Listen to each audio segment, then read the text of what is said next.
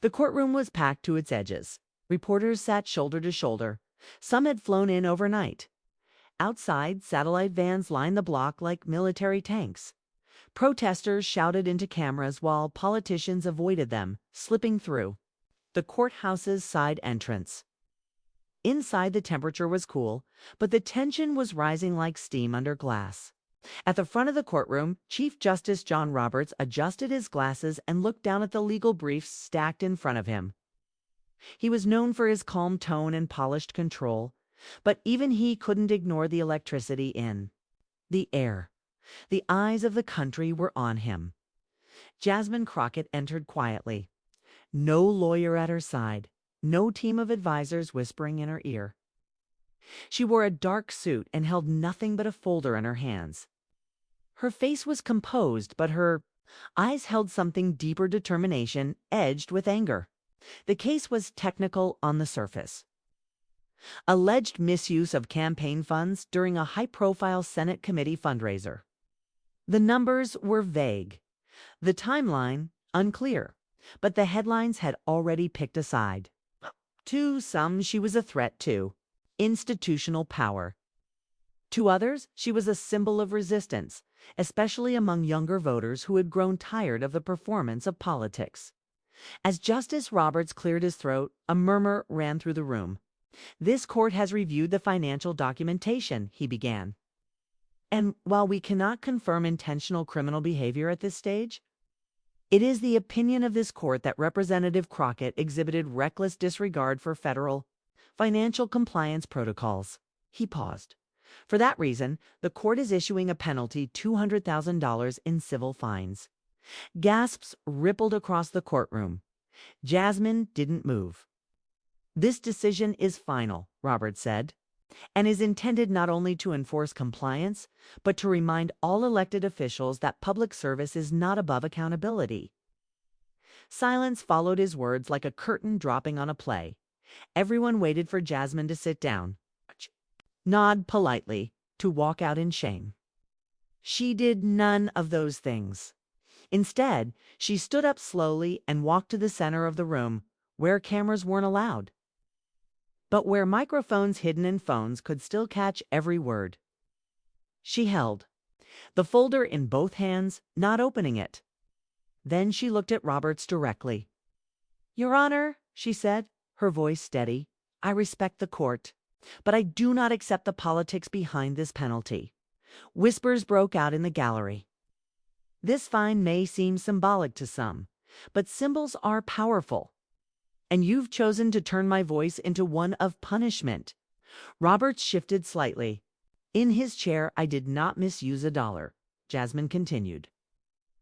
"I followed every rule. I turned over every receipt. But the rules change when your name makes headlines, don't they?" The courtroom was still now. Even the guards stopped moving. "Do you say this is about accountability?" she said. "But I ask, accountability to whom? To the donors who fund both sides of this courtroom? To the committee chairs who decide which voices get air and which get buried?" Someone behind her muttered, "She's going off script." "I have spent 2 years in office challenging the things no one wants televised," she said. The surveillance contracts, the overseas shell groups, the slush funds buried in national security clauses. And every time I asked too many questions, a new scandal followed my name. She took a breath. "This fine isn't about ethics. It's about power. It's about reminding a woman like me that there are limits." "That truth-telling has a price." Roberts leaned forward.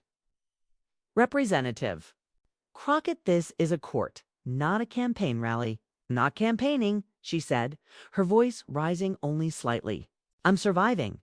The room was still again. Even the reporters didn't type. Crockett slowly placed the folder on the defense table. Then she looked back at the judge one last time. "If you want to find me, find me. I'll pay every cent. But I won't buy silence. Not with money, not with shame." She turned and walked out of the courtroom. The door swung shut behind her with a soft echo. Robert sat in stillness for several moments. His gavel rested untouched. He looked like a man who had expected a routine hearing and received something else entirely, something he couldn't label. Inside the press gallery, a journalist named Alina Campos lowered her phone. She had recorded every word. Though cameras weren't allowed, audio was legal. She pressed send. The file uploaded in seconds. By the time Jasmine reached the sidewalk, it had already hit 3 networks. By the time she reached the end of the block, the words "I won't buy silence" were trending on every platform. And by the time Justice Roberts reached for his glass of water, the silence in his courtroom wasn't just awkward. It was historic by dawn. The recording had been played in over 50 countries. Satellite networks stitched it into rolling headlines. Influencers recited lines from Jasmine Crockett's statement as if they were reading scripture. Cable panels debated her tone, her timing, her target. But what no one could deny was that something had changed. The silence she left in that courtroom had spilled into the public sphere, and it was loud. Jasmine sat in her apartment with the curtains drawn. Her phone vibrated nonstop. Voicemails from colleagues, news producers, family members, even strangers. She ignored them all. Her lawyer had resigned that morning, citing irreconcilable differences in legal strategy. She didn't need him. This was no longer about the case. At the same time, a room full of senior staff met in a quiet wing of the Capitol. Aides from both parties sat around a table, each reading the transcript of Jasmine's speech as if it were evidence in a national security trial. "She made Roberts look compromised," one advisor said. "Or just exposed a crack," another replied. "The public thinks she's telling the truth. It's the problem." A seasoned senator from the Judiciary Committee leaned back in his chair. "If she keeps talking, we won't control the story. And if we don't control the story, we don't control perception." The silence that followed was not uncertainty, it was agreement. Meanwhile, Jasmine was watching her own face on the news. She looked composed in the footage, more poised than she felt now. The cameras had captured her fire, but not the cost. Her campaign donors had begun withdrawing. Speaking invitations were canceled. One of her bills scheduled for markup next week had just been pulled without explanation. And then came the call that changed everything. "Private number? No ID," she answered. A quiet voice on the other end said, "They're going to come after you differently now. If you embarrass the court." "That's not just political. That's structural." "Who is this?" she asked. "A friend," the voice replied. "Check your email, but not from your phone. Use something they can't trace." The line went dead. Moments later, she opened a secure browser on her backup laptop and logged into an encrypted inbox. One new message, no subject, just a link, and one line. It was never about the money. She clicked. A file downloaded. Inside, a series of internal memos marked Confidential Department of Justice, the Federal Election Commission, and the Office of Legal Counsel. They were discussing her 6 months before the case had even been filed. One line stood out. "Crockett is becoming a narrative liability. Recommend preemptive containment via audit or financial reprimand to minimize committee disruption." She sat back in her chair, her breath caught. They hadn't found something illegal. They had created something to break her momentum. Suddenly, the fine made perfect sense. The courtroom, the silence. The urgency in Robert's voice. It was all planned. She forwarded the files to a single contact, Alina Campos, the same journalist, who had recorded her courtroom speech. Then she made a decision that would escalate everything. She would go live, not with a press team, not with a network, but just her, in front of her own phone in real time. She opened her front-facing camera and hit record. "What they don't want you to know," she began, "is that this fine wasn't punishment. It was a warning. Signal to others in Congress. Speak out and you'll pay literally. But I have the documents. I have their emails. And if I go down, I'm taking their lies with me." Within 5 minutes, the video had been reposted 100,000 times. In an hour, it passed 1 million. But it didn't just attract public attention. It triggered a government response. That afternoon, the Department of Justice issued a statement. We take the integrity of all investigations seriously. Any allegations of political targeting will be reviewed through proper channels.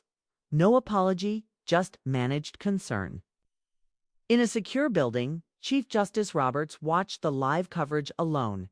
His aides had warned him not to comment, not even. Privately, he rubbed his temples, clearly shaken. He remembered a quote from his law school days.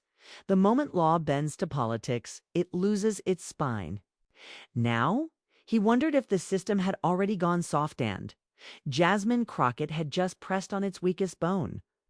The next morning, Jasmine received a text from an unknown number. If you want answers, meet me tonight. 9 p.m., Union Station. Come alone, no name, no explanation. But Jasmine didn't hesitate. She knew the game had changed, okay? And she wasn't afraid to walk straight into it. Rain came down hard over Washington, turning the marble of Union Station into slick gray glass.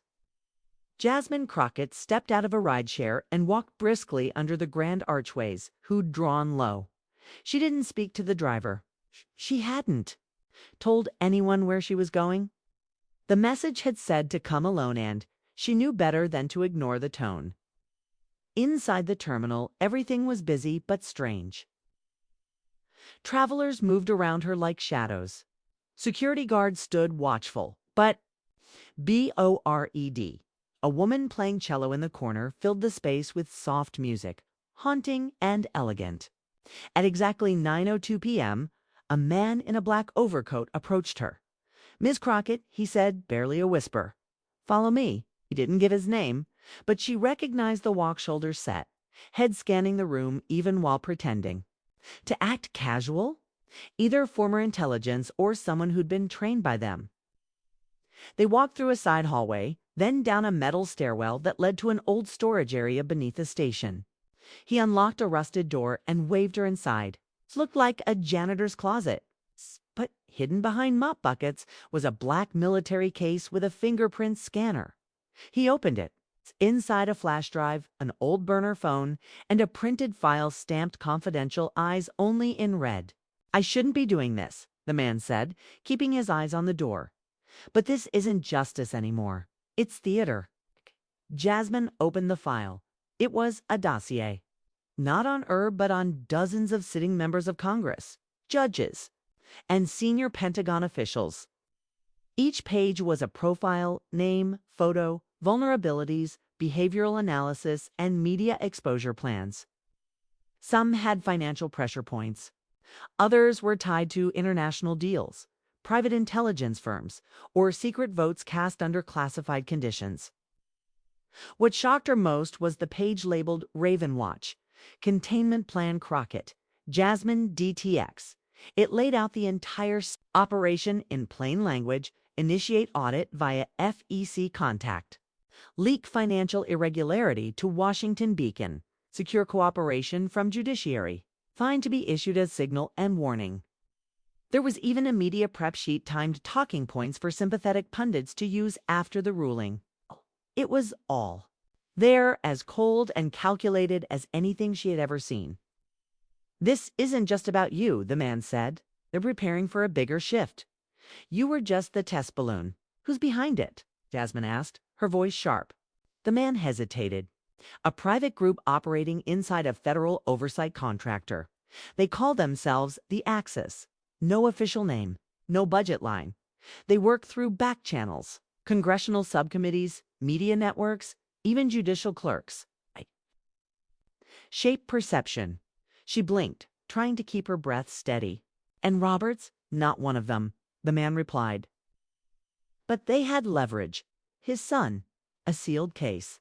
They threatened to leak something if he didn't cooperate. He's a good man, but cornered." Jasmine looked down at the pages again. The room felt colder now. The man handed her the flash drive and burner phone. "I have to disappear," he said. "You won't see me again, but use this. Don't trust the networks. Go direct. Public exposure is your only shield now." With that, he left. Alone in the underground room, Jasmine stared at the drive. The weight of it felt more than physical. It was proof that the courtroom fine had only been step one. That her silence wasn't just hoped for, it was demanded. She left the station through a side exit, weaving through alleys. When she got home, she locked the door, turned off her phone, and powered up the burner. Inside the flash drive were files upon files, call transcripts, meeting notes, encrypted memos. But one audio file stood out. She played it, a private phone. Call between two officials. One voice was unmistakably a media executive, the other a political consultant. "She won't stop unless we make her," the voice said, "but we can't go too far. Not yet." "Then fine her," the other replied. "Public shaming. Delay her bills. Smear her district. She'll fall back in line." They both laughed. Jasmine pressed pause. That was it. That was what they thought of her. A name to control, a narrative to drown. But they had underestimated her.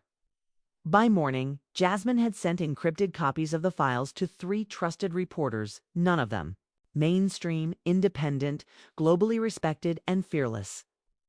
She also uploaded the first piece of her own video confession. In it, she stood in front of her apartment window, daylight washing her face in soft gold. "They tried to fine me into silence," she said. "They thought shame would shut me up, but I have the truth. And now, so do you." Within hours, hashtags like #AccessLeaks and #Crockett Files were trending. But it wasn't just political followers. Watching this time, it was intelligence agencies, foreign journalists, and somewhere in the office of Chief Justice John Roberts. A gavel sat untouched on his desk as he listened to Jasmine's voice echo through his speakers. She wasn't just responding anymore. She was striking back. The Capitol was unusually quiet that morning, as if it knew a storm was circling just beyond the horizon. Senators avoided eye contact. Aides whispered in corridors. The mood wasn't panic. Not yet, but it was close. Something unspoken had shifted in the air. In a secured intelligence room deep within the Department of Justice, 3 senior officials stared at a large monitor. On the screen were pages from the leaked documents Jasmine Crockett had made public just 36 hours earlier. Labeled Raven Watch, Containment Strategy, the documents had sparked international coverage. European news outlets were calling it the biggest political data breach since the Pentagon Papers. But this time, the story wasn't about war. Abroad, it was about manipulation at home. "I warned them she was dangerous," a tall man in a black suit muttered, arms folded tight. "We should have neutralized her narrative months ago." Another official turned to him. "And how do you suggest we do that now? She's untouchable." "The public sees her as a whistleblower." "Worse," the third official said, lowering his voice. "They see her as a truth teller. And people believe truth tellers even when they don't fully understand the truth." Elsewhere, in a glass office high above the Potomac, a group of foreign correspondents held a live video roundtable. A British analyst pointed to the timeline on a touchscreen. Every action taken against Congresswoman Crockett corresponds with committee votes on weapons authorizations, surveillance budgets, and foreign lobbying exposure. A French journalist leaned forward. "So what are you saying? That she was targeted for blocking state secrets?" The analyst shook her head. "Worse, she threatened to make them public." Back in D.C., Jasmine sat inside a small private studio surrounded by her closest advisors and 2 independent documentary filmmakers. One of the cameras was live streaming to over 2 million viewers. The other was recording in case the stream was taken down. The leak had become more than evidence. It had become a movement. In her latest broadcast, Jasmine didn't shout. She didn't point fingers. She simply explained what had been done to her hand, what was now being done to the country. "There is a system within the system," she said calmly. "An invisible hand that uses courts, networks, and even votes to maintain power.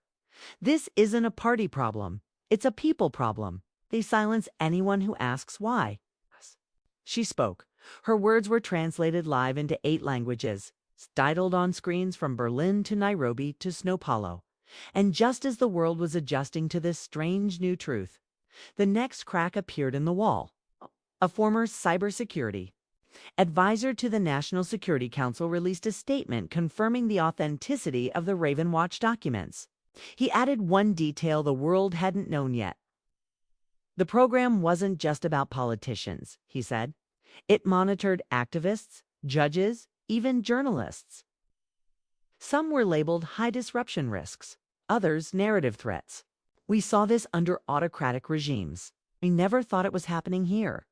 The fallout was immediate. World leaders demanded explanations from Washington. The European Parliament called an emergency meeting. Canada's Prime Minister tweeted, "If these allegations are true, democratic cooperation is at risk." But the most shocking reaction came from inside the U.S. Supreme Court. Chief Justice John Roberts, silent until now, requested a closed-door meeting with the heads of the Senate Judiciary and Intelligence Committees. Only 3 people attended. No notes were taken, no aides were allowed. What was said inside remains unknown. But when Roberts emerged, reporters noticed something in his hand. A sealed envelope. That same day, a clerk anonymously leaked the existence of a private judicial memo written months before the $200,000 fine was issued to Crockett.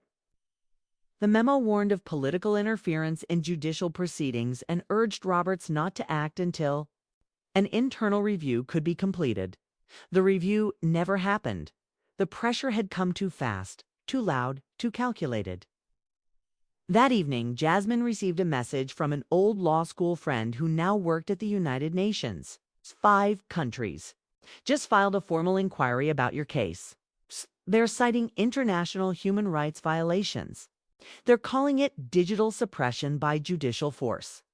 Jasmine stared at the message. She felt a strange mix of satisfaction and dread. The world was listening. But so were the people who had tried to destroy her. Her team began preparing a global press event.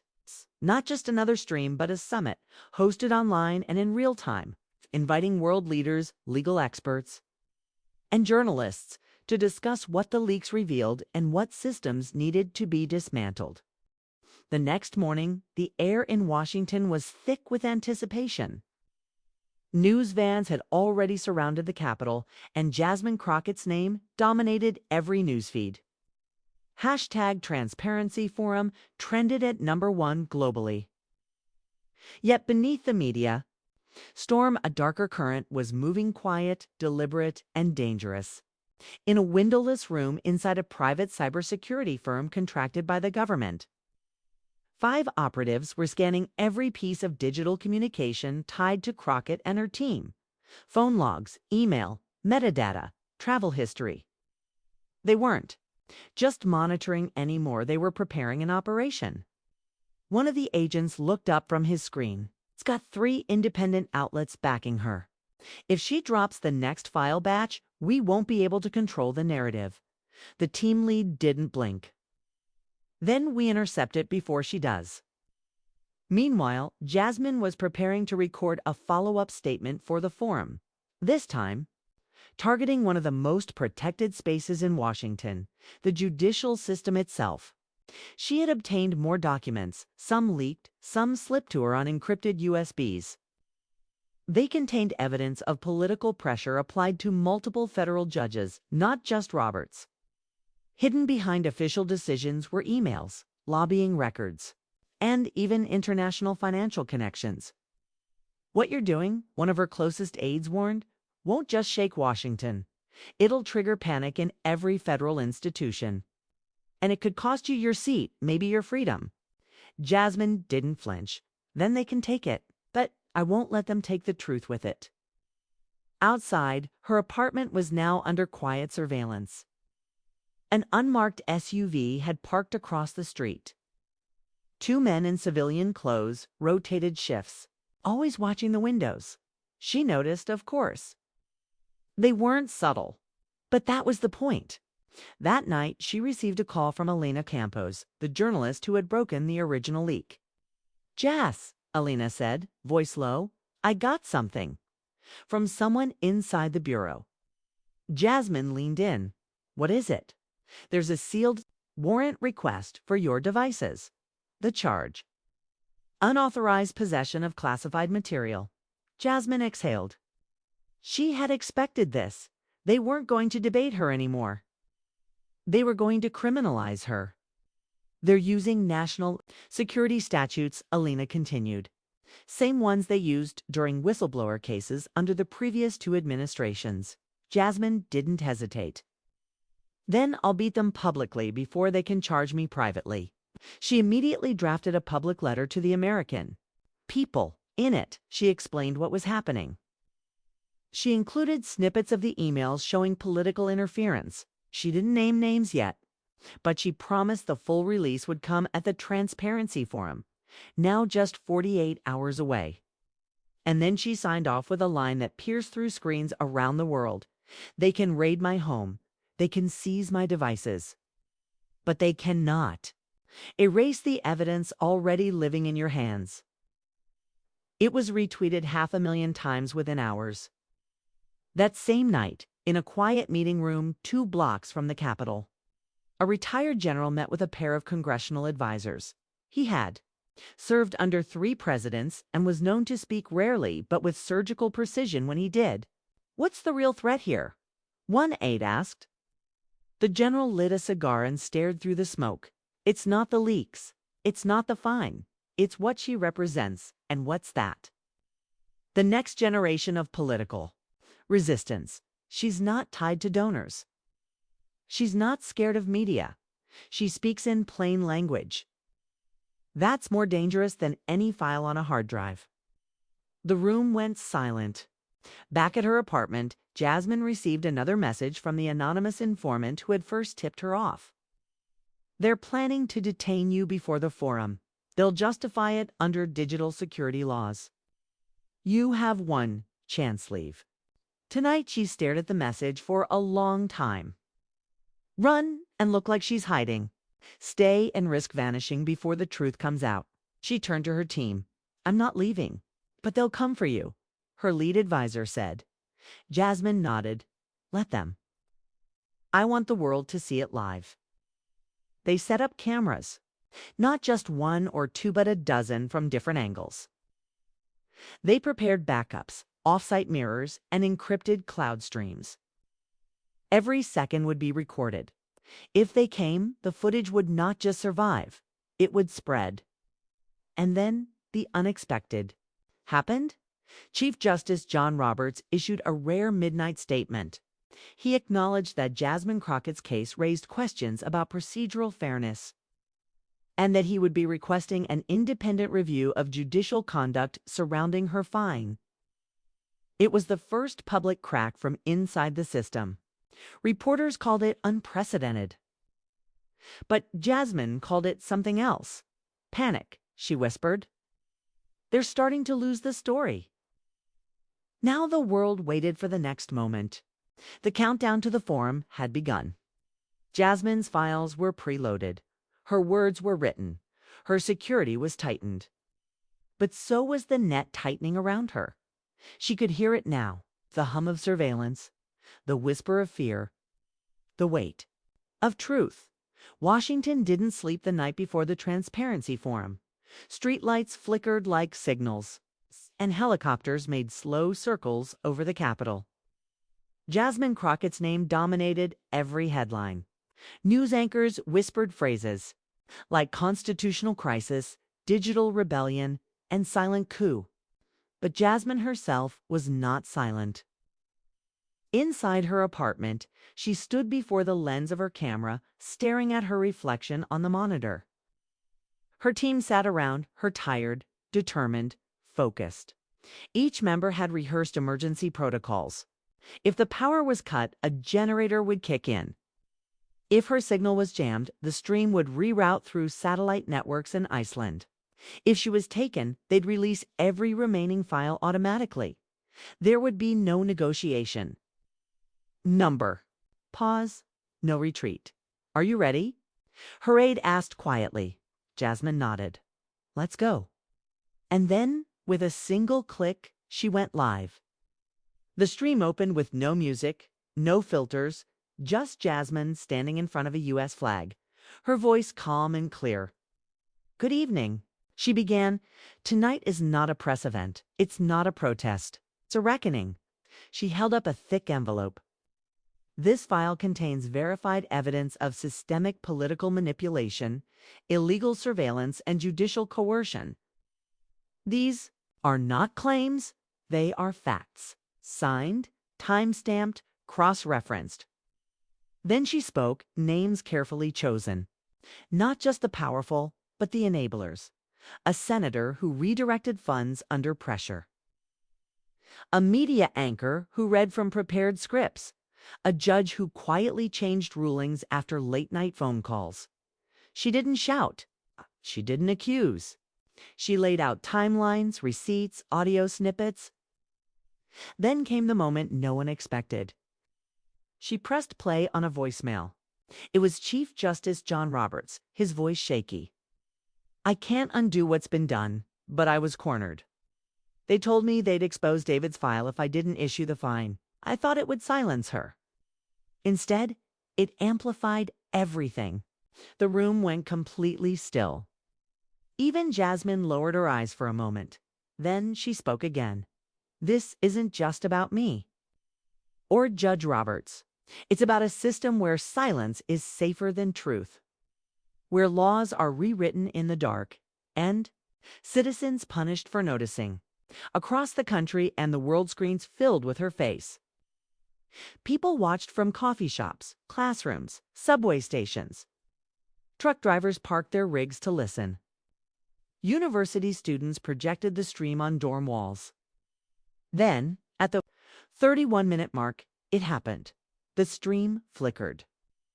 A warning flashed on the monitor, signal interference detected. Her tech lead shouted, "They're jamming us, going after server clusters." But Jasmine didn't panic. Switch to Iceland backup, she ordered. Within seconds, the stream jumped servers and returned live. The viewers never lost more than a heartbeat. But now, it was clear the system was fighting back. The interference confirmed what Jasmine had said. They were afraid. At that exact moment, across town, a group of masked federal agents waited in a black SUV. They had a sealed warrant. Their orders confiscate all digital devices under suspicion of harboring classified material. Execute, said the team leader. They moved. 4 minutes later, they reached Jasmine's block. But they were too late.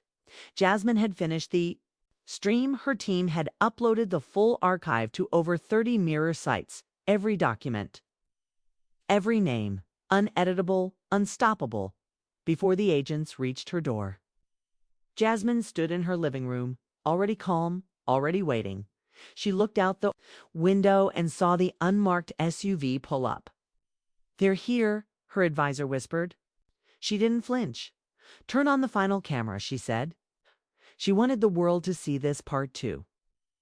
The camera streamed silently as she opened the door herself. Representative Jasmine Crockett, the agent asked, flashing his badge. Yes, she said, and I hope you're ready for history. They placed her in handcuffs. The camera captured every second. There was no shouting, no resistance. It's just a quiet walk into the night.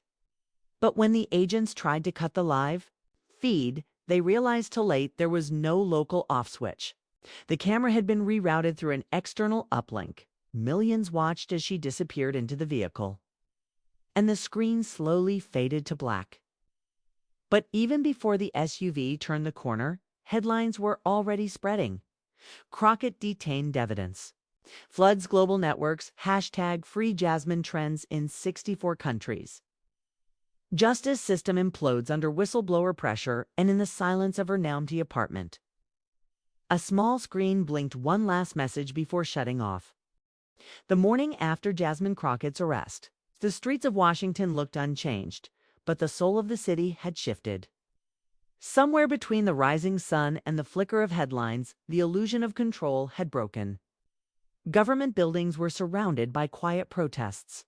They weren't loud or chaotic, just thousands of people standing in silence, holding up printed pages from the leaked documents. No chants, no signs, just truth, on paper, held high. Inside the Department of Justice, panic had taken a new form. Strategy meetings, red-eye conference calls, and a full-scale audit ordered by a bipartisan bloc of lawmakers. The leak had gone far beyond the U.S. now. Parliaments in London, Brussels, and Ottawa were holding emergency hearings to review whether their own intelligence agencies had been compromised by the Axis. The covert political force Jasmine had exposed in federal detention. Jasmine was placed in an isolated holding cell, no communication, no outside visitors. But that didn't stop the story. The cameras hadn't followed her inside, but her words echoed louder than any image. Her speech had been replayed on every major news outlet. It's translated into dozens of languages, studied like scripture. Even those who once called her reckless had begun to revise their judgment. And then something no one expected happened. Chief Justice John Roberts resigned. His official statement was brief, almost clinical. In light of recent revelations and my own failure to uphold the independence of the judiciary, I stepped down effective immediately. But behind closed doors, the story was far more personal. He had met with his son the night before, the son whose sealed file had been used to manipulate him. They sat on a bench outside the Supreme Court. Roberts handed him a folded letter. "I've carried shame like a badge," he said. "She made me remember who the badge was supposed to serve." Roberts' resignation sparked a cascade of consequences. 3 federal judges announced leaves of absence pending investigation. 1 senator was referred to the Ethics Committee. A news network CEO stepped down within hours after internal emails were leaked showing direct coordination with narrative. Managers tied to the Axis network, and Jasmine. She sat in her cell, hands folded, eyes closed. Her team had hired a human rights lawyer. Global organizations were now lobbying for her release. The UN Special Rapporteur on Free Speech called her detainment a direct assault on democratic transparency.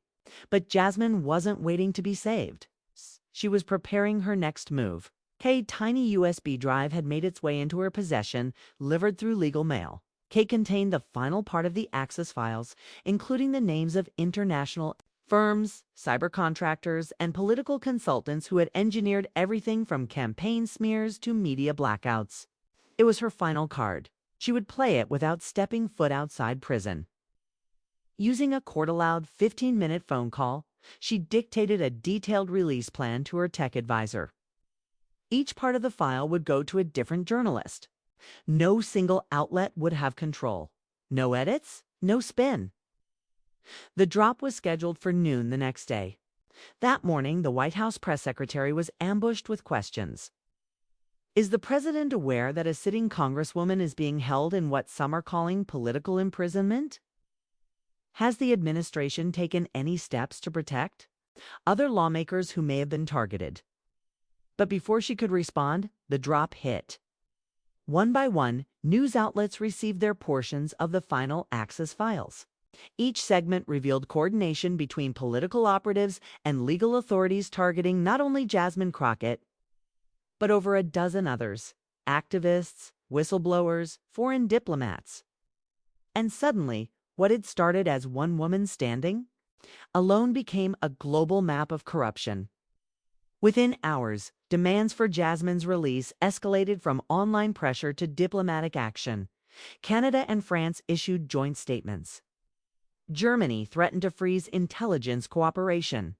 And at 3:17 p.m., the Attorney General of the United States announced, in light of substantial legal and ethical concerns, all charges against Congresswoman Jasmine Crockett are hereby dismissed.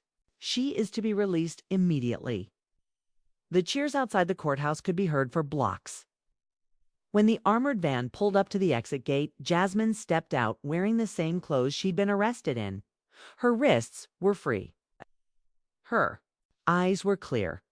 The crowd parted as she walked toward the podium set up across the street. Dozens of cameras streamed her live. "I did not ask for this fight," she began. "But once it found me, I had two choices: surrender or speak. I chose to speak." She paused.